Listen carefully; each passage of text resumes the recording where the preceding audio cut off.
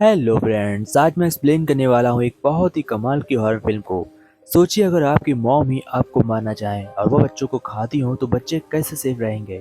तो स्टोरी में हमें दिखाया गया है कि उसकी मॉम ही अपने बेटे को खाती हैं, वो भी जिंदा। तो वो बच्चे कैसे सरवाइव करेंगे, क्या वो बच्चे अपने आप को बचा पाएंगे या नहीं बचा पाएंगे। इस स्टोरी में देखिए, कहानी बहुत ही खतरनाक है जो आपको एक पल के लिए भी बोर नहीं करेगी। तो वीडियो के साथ जुड़े रहिए और चैनल को सब्सक्राइब कर लीजिए, वीडियो को लाइक कर दीजिए। कहानी स्टार्ट करते हैं। मूवी के स्टार्ट में हम देखते हैं एक बहुत ही पुराने गांव को, जहां पर एक लेडी रहती है और वह इस घर के अंदर बहुत सालों से रह रही है। लेकिन हाल ही में अभी उसके घर में कुछ अजीब सी चीजें हो रही हैं, जैसे कि कोई जबरदस्ती उसके घर में रात में घूमता है, घुस आता है, खिड़कियां तोड़ना, कुछ भी ऐसा वैसा। हम देखते हैं यह लेडी बहुत ही घबराई हुई होती है और उसे अपने घर में किसी के ऊपर शक होता है। तभी वह एक दिन रात में उठती है और अपनी मॉम को ढूंढने लगती है। हम देखते हैं उसकी मॉम उसकी छोटी बहन को जिंदा खा रही होती है और यह सीन बहुत ही खतरनाक होता है। वह चीखती है, अपने डैड को बुलाती है और उसके डैड दरवाजा बंद कर देते हैं और बेसमेंट में बुरी तरीके से मारी जाती है। अब कहानी हमें 35 साल बाद की दिखाई जाती है, जहां हम बेन नाम के लड़के को देखते हैं जो अपनी मॉम के पास से अब दूर होकर अपने डैड के पास रहने के लिए आ रहा है, क्योंकि उसकी मॉम और डैड अलग अलग रहते हैं। वह सबसे पहले एक शॉप में जाता है और वहां से कुछ टॉफीज को लेता है और तभी वहां पर एक डॉग उसे भौंकता है। वह उसकी पे नहीं करता, इसीलिए वह उसकी पेमेंट करके टॉफी लेता है और अपने घर को लौट आता है। घर आते ही हम देखते हैं वहां पर उसके डैड को, जिनका नाम मिस्टर लैम होता है। मिस्टर लैम एक बहुत ही अच्छे आदमी है और उनका बहुत ही अच्छा बिजनेस होता है। वह बोट की देखभाल करते हैं और वहाँ पर बोट स्टेशन पर बहुत सारे गार्ड्स को भी अपने अंडर में रखते हैं। हम देखते हैं बैन आते ही अपने डैड के साथ काम करना शुरू कर देता है।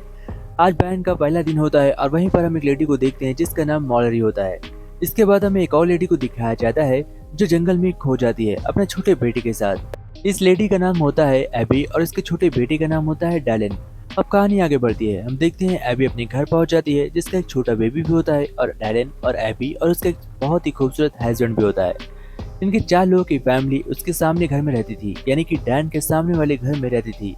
तभी हम रात का एक सीन देखते हैं। एबी और उसका हस्बैंड दोनों एक साथ होते हैं और बाहर से कुछ अजीब सी आवाज आ रही थी।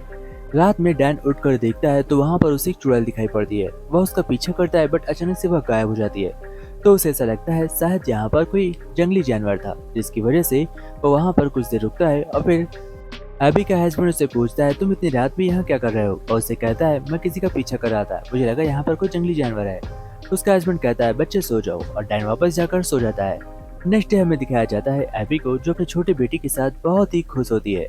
उसका छोटा बेबी बहुत ही क्यूट भी होता है। लेकिन हम देखते हैं जैसे ही वह अपने फूलों को छूती है तो उसके गार्डन के फूल अपने आप सूख जाते हैं। नेक्स्ट डे हम देखते हैं एबी घर के डॉग को जो बहुत ही क्यूट और स्मार्ट था, वह बहुत ही डेंजर भी था।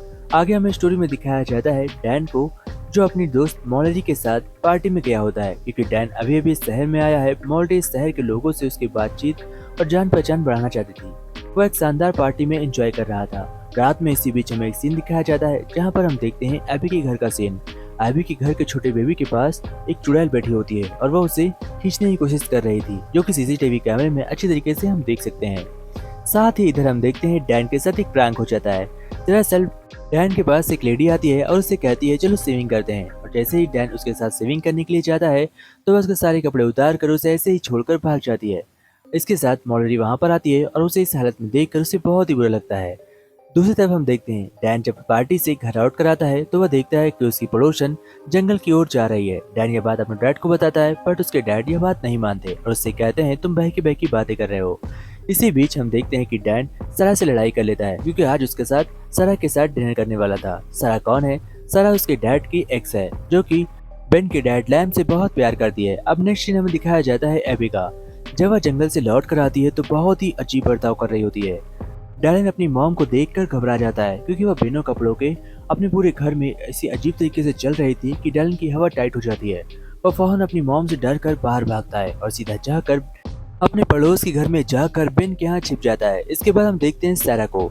सैरा और लैम दोनों एक साथ एक ही कार से जा रहे होते हैं, जहाँ पर बेन सैरा से कहता है कि मुझे भी घर ड्रॉप कर दो और वह सैरा के साथ अपने घर आता है। वह अपने घर अपने कमरे में जैसे ही इंटर करता है तो वहाँ पर वह डैलन को देखता है। डैलन बहुत घबराया हुआ था और वह बेन से कहता है कि मुझे मेरी मॉम के पास नहीं जाना, प्लीज मुझे सेव कर लो। हम देखते हैं कि एबी बेन से कहती है कि मुझे मेरा बेटा चाहिए, तो मेरे बेटे को लौटा दो। पर हम देखते हैं कि बेन उसे अपने घर में छिपा कर रखता है। तब वहाँ पर उसके डैड आते हैं और डैलन को अपने साथ अपने घर ले आते हैं। फिर हम देखते हैं वो तीनों चुपचाप अपने घर में लौट जाते हैं, लेकिन बेन अभी भी उनके घर पर नजर रखे हुए था, वो भी टेलीस्कोप से, क्योंकि डैलन बहुत ही घबराया हुआ था।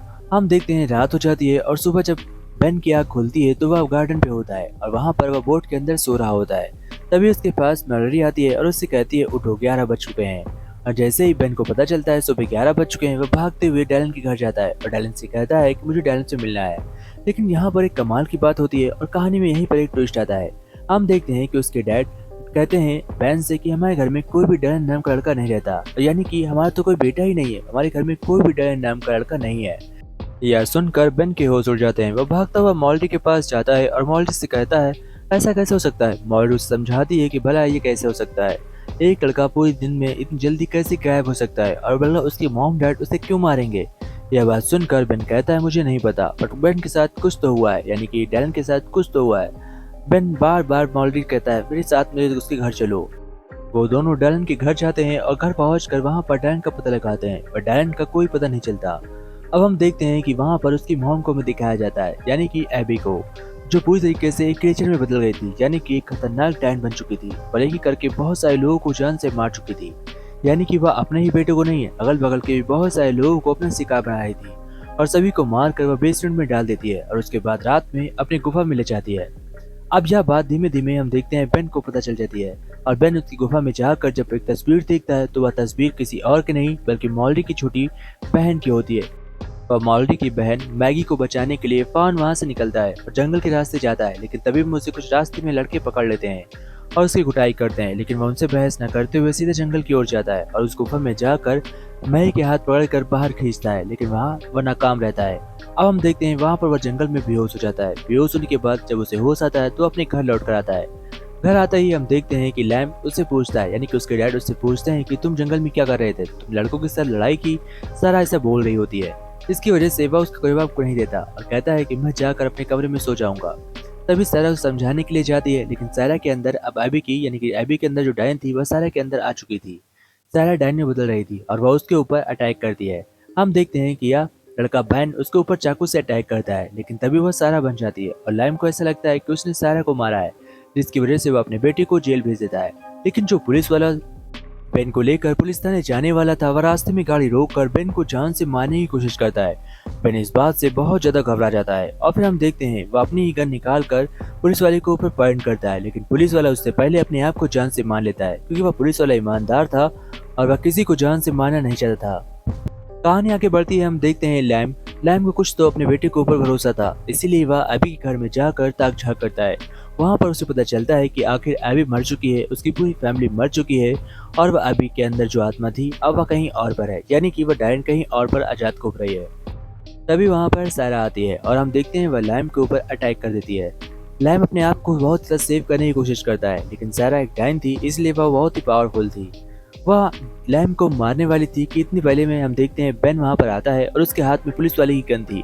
वह उस गन से सारा को शूट कर देता है। अब यहाँ पर एक खतरनाक सीन हमें दिखाया जाता है कि सारा के अंदर से वह डायन चीर कर उससे बाहर निकलती है और लैम के ऊपर पीछा करने लगती है। लैम को फौरन डायन कार के अंदर बैठाता है और कार को लॉक करता है और तभी उसके हाथ में कुछ नाम लिखे होते हैं और यहाँ पर हमें पता चलता है कि उसका एक छोटा भाई था और इस डायन ने उसके छोटे भाई को जान से मार दिया और उसके परिवार को भुला दिया। यानी कि जो भी डायन किसी के परिवार को मारती है तो उसका परिवार उस आदमी को भूल जाता है, उस पर्सन को भूल जाता है, जिसकी वजह से आज तक लैम अपने छोटे बेटे और बेन अपने छोटे भाई को भूल गया था। लेकिन अब उसे सब कुछ याद आ चुका था। वह भागता हुआ जंगल की ओर जाता है और वहाँ गुफे के बाहर मॉल्टी से कहता है कि तुम यहाँ पर पहरा दो, तुम चारों तरफ नमक का घेरा बना दो, अगर मैं 10 मिनट के लिए अंदर से बाहर ना आऊँ तो तुम इस पेड़ को जला देना और मेरी जान चली जाएगी और तुम यहाँ से भाग जाना। हम देखते हैं वह गुफा के अंदर जाता है और मॉल्टी उसके बताए गए रास्ते पर हर तरफ पेड़ को चारों तरफ नमक का छिड़काव कर देती है, जिसकी वजह से यह डायन बाहर न निकल सके और उसके बाद पेट्रोल छिड़क कर इंतजार कर रही होती है। हम देखते हैं कि बेन चुपचाप घर के अंदर जाता है और वहाँ पर इस बार वह डायन को देखता है, जो कि बेहोश पड़ा होता है और डायन उसके बगल में लेटी होती है। हम देखते हैं चुपचाप बेन जाकर उस लड़के को खींचता है और बाहर से गुफा निकाल देता है।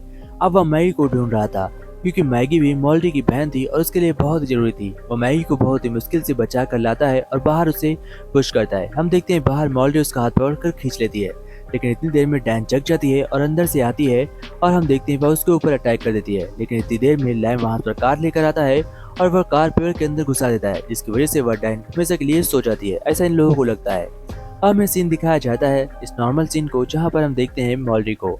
मॉल्डी ने अपने बालों में एक फूल लगाया होता है और वह फूल बेन को देती है और बेन से कहती है मुझे हमेशा याद रखना, क्योंकि बेन इस शहर को छोड़कर जा रहा था। उसके डैड सेफ थे। और तभी वह फूल को सूंघता है। वह फूल प्लास्टिक का होता है और हम देखते हैं मॉल्डी कुछ बच्चों के साथ पानी के अंदर जा रही है, यानी कि अब वह डाइन मॉल्डी के अंदर घुस चुकी है। और इसी सस्पेंस के साथ यह मूवी एंड होती है। दोस्तों कैसी लगी मूवी कमेंट में जरूर बताइएगा। अगर आपको वीडियो अच्छी लगी तो वीडियो को लाइक एंड चैनल को सब्सक्राइब जरूर करिएगा। जय हिंद फ्रेंड्स, टेक केयर फ्रेंड्स।